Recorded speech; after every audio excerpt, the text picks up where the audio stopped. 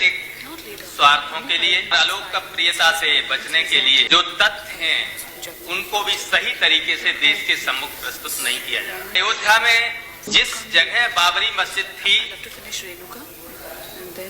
वो राम जन्मभूमि थी या नहीं, ये अनिश्चित है। लेकिन ये निश्चित है कि वहां एक मस्जिद थी। ये भी निश्चित है कि 1949 में एक रात वहां मूर्तियां रख दी गई। प्रश्न ये उठता है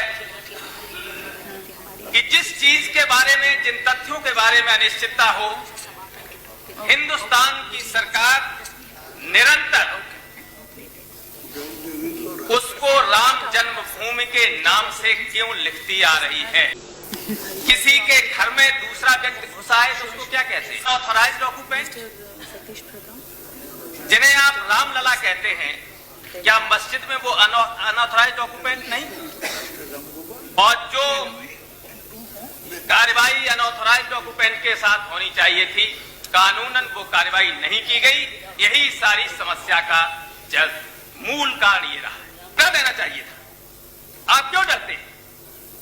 आप मस्जिद को मस्जिद नहीं कह सकते हैं। आप जबरदस्ती मूर्तियां रख गई उनको हटाने की बात नहीं कह सकते हैं। और आप धर्मनिरपेक्षता और सेक्युलरिज्म की बात करते हैं। इसलिए मैं कहता हूं कि आप सही बात नहीं कह रहे हैं।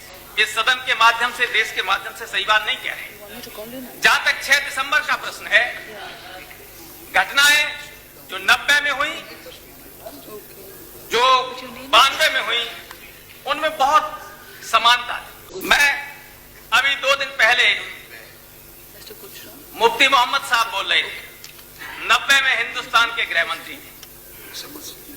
मैं सदन के पटल पर यह कहना चाहता हूं, सदन के सामने ये कहना चाहता हूं, वो उस वक्त भी जो रथ यात्रा प्रारंभ की गई थी वो हिंदुस्तान के तत्कालीन प्रधानमंत्री की राय और सहमत से थी।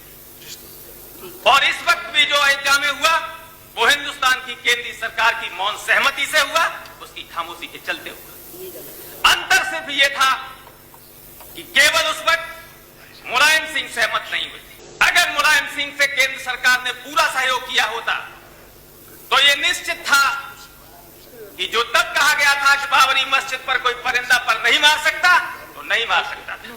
फिर भी मुलायम सिंह के चलते जिन्होंने बाबरी मस्जिद को छूने की कोशिश की, वो गुंबद पर चढ़ तो गए लेकिन उतर नहीं सके। ये रिकॉर्ड है। और इस बात का समाजवादी पार्टी और उसके नेता को न कभी अफसोस था और न रहा है, न रहेगा। चाहे उसको मौलाना मुलायम सिंह कहें, चाहे मुल्ला मुलायम सिंह कहें, चाहे हिंदू माने, चाहे हिंदू न माने, चाहे हिंदू वोट दे उनको, चाहे न दे।